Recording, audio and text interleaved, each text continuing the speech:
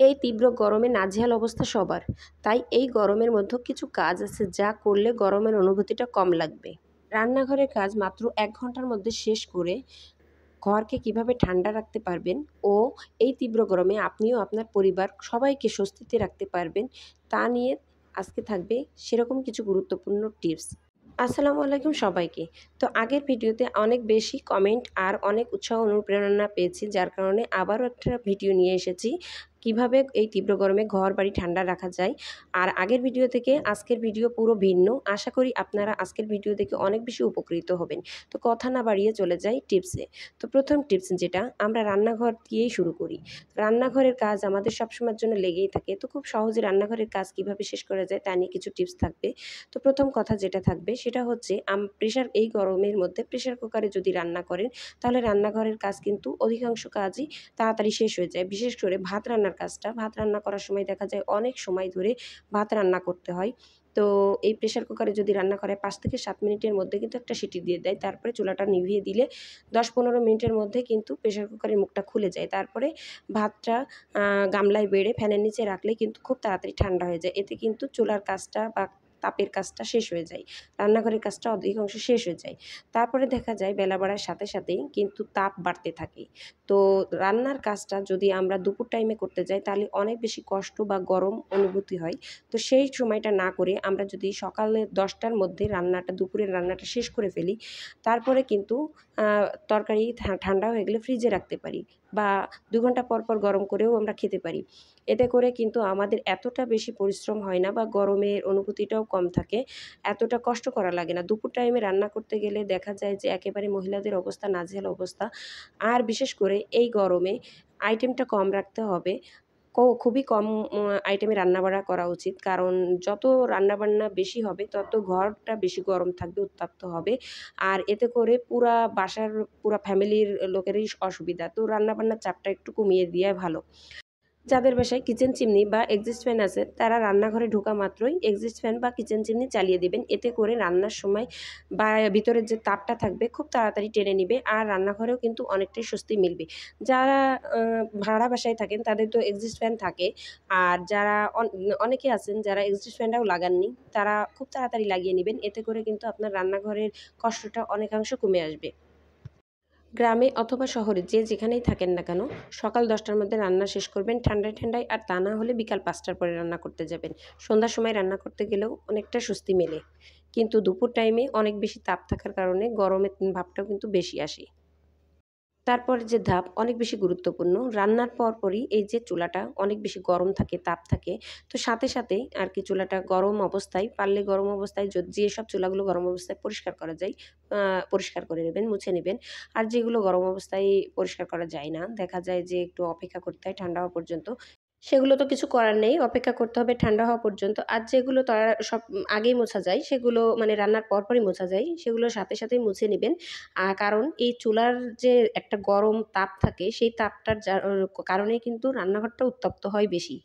আর এই যে চুলার উপরে কাউন্টার টপের উপরে যত হাঁড়ি পাতিল থালা বাসন কম রাখা যায়, যত পরিষ্কার পরিচ্ছন্ন রাখা যায়, ততই কিচেনের পরিবেশ কিন্তু অনেক বেশি ঠান্ডা থাকবে। এরপরে চলে যাচ্ছি পরবর্তী ধাপ। তো দেখেন আমাদের প্রত্যেকের ঘরে কিন্তু এরকম আর্টিফিশিয়াল গাছ আছে। তো আর্টিফিশিয়াল গাছ দেখতেও যেমন ভালো লাগে, তো রাখতেও আমরা বেশি স্বাচ্ছন্দ্য বোধ করি। কিন্তু এর উপরে যে ময়লাগুলো পড়ে থাকে, যার কারণে ঘরে কিন্তু গরম ভাবটা একটু বেশি লাগে। মানে গরমটাও বেশি লাগে।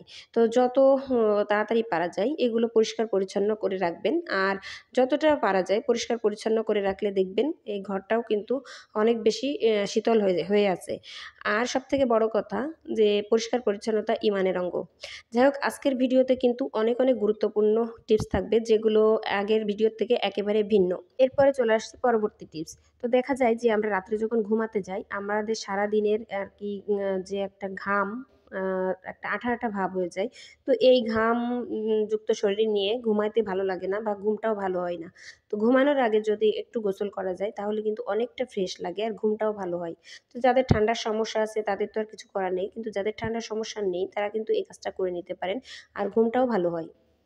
আর আমাদের ঘরে যে ছোট বাচ্চাগুলো থাকে তাদের কিন্তু শরীরটা মুছিয়ে দিতে পারি আমরা। গাটা মুছিয়ে দিলে ওদের ঘুমটাও ভালো হয়। তো আশা করি টিপসটা সবারই কাজে লাগবে। তারপরে চলে আসছি পরবর্তী টিপস। তো এই যে ঘুমানোর আগে আরেকটা সবথেকে বড় যে ধাপটা সেটা হচ্ছে এরকম একটা স্প্রে বোতলে পানি নিতে পারেন। এই পানিটা আমি ফ্রিজের ঠান্ডা পানি নিয়েছি। ফ্রিজের ঠান্ডা পানি নেওয়ার কারণে কিন্তু কাজটা করতে আমার বেশি সুবিধা হবে। আমি প্রতিনিয়ত যে কাজটা করি সেটা আপনাদের সাথে শেয়ার করছি। তো ঘুমানোর আগে দেখা যায় যে দুপুর টাইম বা রাত্রের বেলা যখনই আপনি ঘুমাতে যাবেন দেখবেন বিছানাটা কেমন যেন একটা গরম একটা ভাব ওঠে বিছানা থেকে। তো এভাবে হালকাভাবে স্প্রে করলে কিন্তু বিছানাও ভিজবে না, হালকাভাবে স্প্রে করে দিবেন। তারপরে ঘুমাতে যাবেন তাহলে দেখবেন একটা শান্তির একটা ঘুম আসবে আর বিছানাটা নিমিষে ঠান্ডা হয়ে যাবে। আর উপরে তো ফ্যান চলবেই। এরপরে চলে যাচ্ছি পরবর্তী টিপস। এটা অনেক বেশি গুরুত্বপূর্ণ। তো দেখবেন আমাদের রুমের সাথে একটা করে ব্যালকনিতে রোদ আসে বেশি। তো সেই রোদের সময় এত বেশি উত্তপ্ত হয় ব্যালকনিটাও রোদের তাপে মনে হয় একেবারে উত্তপ্ত হয়ে আছে। আর এই তাপটা ঘরের ভিতরে আসে। তো এই তাপটা কিভাবে কমাবেন দেখেন, এই ব্যালকনির ভিতরে পানি ঢালছি আমি। আর আমি শুধু পানি ঢালছি না, এখানে কিন্তু টব করে রাখছি। তো বিকাল টাইমে যখন ঠান্ডা আরকি মানে রোদটা চলে যায় তখন বিকাল টাইমে ১ থেকে ২ ঘন্টার জন্য এভাবে যদি পানি টব করে রাখেন তাহলে দেখবেন রুমটার মানে বারান্দা দিয়ে যে একটা বাতাস আসে কিংবা বাতাস না থাকলেও এই রুমটাও কিন্তু ঠান্ডা হয়ে যায়। ব্যালকনির এই ঠান্ডা থেকে ঠান্ডা পানির থেকে কিন্তু রুমটাও ঠান্ডা হয়ে আসে। এতে কিন্তু অনেকটাই স্বস্তি মেলে। তো আশা করি এটাও আপনাদের অনেক কাজে লাগবে বা ভালো লাগবে। এই টিপসটা আপনারা এপ্লাই করে দেখতে পারেন। আমি কিন্তু এপ্লাই করি। যেটা থেকে আমি ভালো ফলাফল পাই সেটাই আপনাদের সাথে শেয়ার করার চেষ্টা করি। যদি আপনারাও কিছুটা উপকৃত হন। তো আসলে সবার মন মানসিকতা কিন্তু একরকম নয়। দেখা যায় যে একটা ভিডিওতে ১০০ টা ভালো কমেন্ট আসলেও ২ টা খারাপ কমেন্ট আসে। তো বাজে কমেন্ট যারা করেন তাদের মন মানসিকতার উপর নির্ভর করে এগুলো। আর যেটা ভালো কাজ করে সেটা কিন্তু আমি আপনাদের দেখানোর চেষ্টা করি। তো এটা যে যেভাবে নেবে আরকি। যাই হোক, বাজে কমেন্টগুলোর কথা নাই বলি।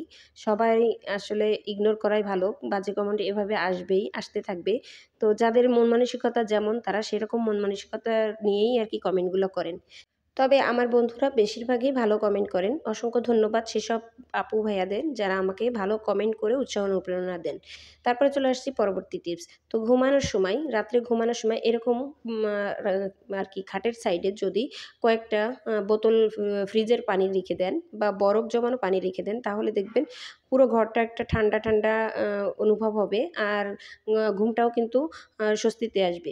তো এই বরফ যতক্ষণে গলবে ততক্ষণে কিন্তু আপনার ঘুমটা চলে আসবে।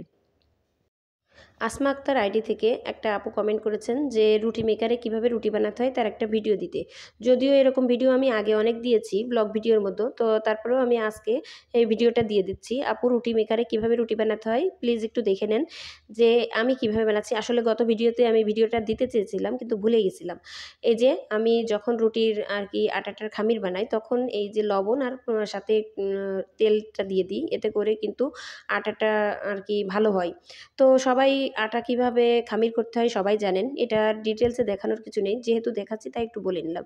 আর রুটি মেকারে রুটি বানানোর সময় অবশ্যই এভাবে তেল দিয়ে নিতে হয়। তা না হলে রুটিটা উঠতে অসুবিধা হয়। আর নরম যদি আটাটা নরম হয়ে যায় মানে খামিরটা যদি নরম হয়ে যায় তাহলে রুটি মেকারে কিন্তু রুটি বানানো ভালো হয় না। তো সবসময়ের জন্য খামিরটা শক্ত বানানোর চেষ্টা করবেন। যদিও আজকে আমার খামিরটা একদমই নরম হয়ে গেছে। তো নরম হলে যেটা হয় এক পাশ মোটা এক পাশ চিকন হয়ে যায়, পাতলা হয়ে যায়। এতে কিন্তু রুটিটা খেতেও ভালো লাগে না বা সেঁকতেও ভালো লাগে না, আবার বানাতেও সুবিধা হয় না। তো এই রুটি মেকারে রুটি বানানোর সময় অবশ্যই খেয়াল রাখতে হবে যেটা, সেটা খামিরটার জন্য অনেক বেশি শক্ত হবে। যত ভালো শক্ত হবে তত রুটি বানাতে সুবিধা হবে। আর এখানে দেখেন আমি কিন্তু একটা মানে যে দলাটা দিলাম সেটা কিন্তু একটা এবড়া-থেবড়া দলা। এখানে রুটি বানানোর জন্য কোনো শেপ দেওয়া লাগে না। আর যেহেতু আমার রুটির আটার খামিরটা নরম হয়েছে দেখেন এক পাশ পাতলা এক পাশ মোটা হয়ে গেছে কিন্তু। তো আমি আরেকটা রুটি বানিয়ে দেখাচ্ছি। তো দেখেন এভাবে চ্যাপ্টা করে দিলেও চলবে, এমনি কোনোরকম রাখলেও চলবে। যেভাবেই দেবেন না কেন একটু প্রেস করার সাথেই কিন্তু রুটি হয়ে যায় খুব সহজেই। আর অবশ্যই এটা মাথায় রাখতে হবে এই খামিরটা অবশ্যই শক্ত হতে হবে। রুটি বানানোর যে ডোটা সেটা অবশ্যই অনেক বেশি শক্ত হতে হবে। যত শক্ত হবে তত রুটিটা ভালো হবে। তো দেখতে পারছেন আমার রুটিটা কিন্তু গোলটা কেমন এসেছে আর বলেছেন যে বড় হয় কিনা। তো অবশ্যই যে রুটিটা বানাবেন সেটার দলাটা একটু বড় সাইজের নেবেন তাহলে বড় হবে। আর যে টিপসটা এখানে আমি শেয়ার করব সেটা হচ্ছে যারা নিয়মিত রুটি খান সকাল বিকাল তাদের তো রুটি বানাতে হয়। তো এরকম ২ টা তাওয়া নিতে পারেন। ২ চুলায় ২ টা তাওয়া নিয়ে রুটি সেঁকতে পারেন। এতে করে তাড়াতাড়ি হয়ে যাবে। আর রান্নাঘরের তাপের কাজটাও তাড়াতাড়ি হয়ে যাবে। আর রুটিটাও কিন্তু তাড়াতাড়ি সেঁকা হয়ে যাবে। তো আশা করি এই টিপসটা আপনাদের অনেক বেশি কাজে লাগবে। যারা দুবেলা রুটি খান তারা জানেন রুটি বানাতে কত বেশি কষ্ট হয়। তো এরকম একটা রুটি মেকার থাকলে কিন্তু রুটি বানাতে অনেক বেশি সুবিধা হয়। তবে অবশ্যই দেখে শুনে রুটি মেকারটা নিবেন। তারপরে চলে যাচ্ছি পরবর্তী টিপস। তো এই যে দুপুর টাইমে যখন গোসল করা হয় দেখা যায় যে ট্যাঙ্কির পানি অনেক, অনেক বেশি গরম থাকে। এতটাই গরম থাকে বিশেষ করে যারা ফাঁকা বাড়িতে থাকেন, টপ ফ্লোরে থাকেন বা একটাই ছাদের উপরে থাকেন মানে একতলা তো ট্যাঙ্কির পানি এতটা গরম হয় যে গোসল করা যায় না। তখন যে কাজটা করতে পারেন এরকম বোতলে করে কিন্তু আপনারা পানি জমিয়ে রাখতে পারেন অনেক, অনেক। তারপরে দেখা যাচ্ছে ফ্যামিলির সবাই গোসল করার সময় এইরকম বোতল পানির মধ্যে দিয়ে রাখতে পারেন বালতির মধ্যে। যত উত্তপ্ত পানিই হোক না কেন, তো যতটুকু আপনার ঠান্ডার দরকার ততটুকু ঠান্ডা দেখে বোতলটা তুলে নিতে পারেন। খুব বেশি ঠান্ডা পানি দিয়ে গোসল করাও আবার ঠিক না। তো এইভাবে রেখে দিয়ে কিছুক্ষণের মধ্যে কিন্তু পানিটা ঠান্ডা হয়ে যাবে। তারপরে দেখবেন আপনারা আপনাদের আর কি যতটুকু ঠান্ডার দরকার সেই অনুযায়ী ঠান্ডা করে নিবেন। তারপরে বোতলটা তুলে নিলেই হবে। এভাবেও কিন্তু আপনারা গোসল করে নিতে পারেন। এতে করে আপনাদের গরম পানি দিয়ে আর গোসল করা লাগবে না। আর এই গরমে ট্যাঙ্কির এই গরম পানি দিয়ে গোসল করলে আসলে সেই তৃপ্তিটা পাওয়া যায় না। আত্মতৃপ্তিটা পাওয়া যায় না। আর শরীরটাও মনে হয় অনেক বেশি গরম হয়ে যায়, ঘেমে যায়, মানে অশান্তি হয়। তো আশা করি এই টিপসটা সবার জন্যই কাজে লাগবে। যাদের এসি আছে তাদেরও কাজে লাগবে, যাদের এসি নেই তাদেরও কাজে লাগবে। তো যাই হোক আমি চলে যাচ্ছি পরবর্তী টিপস। তো দেখা যায় যে আমরা যখন ঘর মুছি অনেকেই মপ দিয়ে মুছি, অনেকের কাজের বুয়া এসে মুছে দিয়ে যায়। তো দেখা যায় যে একবার মোছা হয় আর বারবার কিন্তু এই গরমের জন্য মোছার দরকার হয়। তো বারবার মুছতেও ভালো লাগে না। তখন কোন পদ্ধতি করবেন? তো দেখেন আমি পা দিয়েই কিন্তু মুছে দেখাচ্ছি। এভাবে পা দিয়ে আপনারা মুছে নিতে পারেন। যদিও দেখতে খারাপ লাগে তারপরেও যেভাবে সুবিধা হয় সেটা আমি আপনাদের সাথে শেয়ার করার চেষ্টা করি। আর এখানে দেখেন ফ্রিজের ঠান্ডা পানি নিয়েছি। একটু, একটু পানি দিচ্ছি আর মুছে নিচ্ছি। তো হাত দিয়ে মুছতে গেলে কোমরে ব্যথা লাগে বা সবসময় মপ ইউজ করতে ইচ্ছা করে না। তো এভাবে কিন্তু পানি দিয়ে পা পা দিয়েই মুছিয়ে নেওয়া যায়। এতে করে কিন্তু ঘরটা অনেক বেশি ঠান্ডা হয়। যেহেতু ফ্রিজের পানি দিচ্ছি ক্ষণিকের মধ্যেই ঘরটা কিন্তু ঠান্ডা হয়ে যাবে। আর উপরে ফ্যান চলবে সেহেতু অনেক বেশি ঠান্ডা হয়ে যাবে। তো ব্যাপারটা নেগেটিভ না নিয়ে পজিটিভলি নিবেন। আশা করি আপনারা উপকৃত হবেন। এরপরে চলে যাচ্ছি পরবর্তী টিপস। তো এই যে ঘরে গরমের সময় যত লাইট জ্বলে তত কিন্তু ঘরটা উত্তপ্ত হয়, গরম হয়। তো চেষ্টা করবেন সবসময়ের জন্য একেবারে নরমাল যে লাইটটা আছে সেই লাইটটা জ্বালিয়ে রাখার। আর যেগুলো বেশি তীক্ষ্ণ লাইট সেই লাইটগুলো অফ রাখার। এতে করে ঘরটা ঠান্ডা থাকবে। তো আমার ঘরে দেখতে পাচ্ছেন কত, কত লাইট। যদিও আমি শুধুমাত্র ভিডিও শ্যুট করার সময় এই লাইটগুলো ব্যবহার করি। বাকি সময় একদম নরমাল লাইট জ্বালিয়ে রাখি। যার কারণে আমার ঘরটা কিন্তু মাশাআল্লাহ ঠান্ডাই থাকে। তো যেহেতু ভিডিও শ্যুট করি সেহেতু আমার ঘরে অনেক বেশি লাইট সেট করা লেগেছে। তো সবসময় এটা চালানো হয় না বা জ্বালিয়ে রাখা যায় না। কারণ যত লাইট জ্বালানো হয় তত বেশি কিন্তু ঘর উত্তপ্ত হয়। তো দেখতেই পারছেন ছোট একটা লাইট জ্বালিয়ে রাখছি। এরকমভাবে যদি আপনারা লাইট জ্বালিয়ে রাখেন এতে করে কিন্তু উপকৃত হবেন। এরপরে চলে যাচ্ছি পরবর্তী টিপস। তো ঘুমানোর সময় একদম লাস্ট পজিশনে চলে আসছি। ঘুমানোর সময় আমাদের যে মশারি টানাই আমরা যারা মশারি টানাতে অভ্যস্ত, মশারি না টানিয়ে ঘুমাতে পারি না। তো দেখবেন মশারির মধ্যে বাতাসটা খুব কম ঢোকে। তখন কি করবেন? এই যে এরকম ভিজা একটা গামছা বা তোয়ালে ভিজিয়ে এই মশারির পাশেই আরকি নেড়ে দিবেন। এতে করে কিন্তু সারা ঘরটা একটুখানির মধ্যেই ঠান্ডা হয়ে যাবে। আর আমি গত ভিডিওতে কিন্তু অনেকগুলা টিপস দেখিয়েছি। সেই টিপসগুলো এপ্লাই করবেন সাথে। আর আজকের টিপসগুলোও এপ্লাই করবেন। আশা করি উপকৃত হবেন। আর আমি কিন্তু সবসময়ের জন্য এই টিপসগুলো এপ্লাই করে উপকৃত হই বলে আপনাদের সাথে শেয়ার করি। তো আশা করি আজকের টিপসগুলো আপনাদের অনেক বেশি ভালো লাগবে। তো আমি এখানে আপনাদের কাছ থেকে বিদায় নিয়ে নিচ্ছি। আগামীতে আবারও নতুন ভিডিও নিয়ে আপনাদের মাঝে হাজির হয়ে যাব। সে পর্যন্ত সবাই ভালো থাকবেন, সুস্থ থাকবেন। আল্লাহ হাফেজ।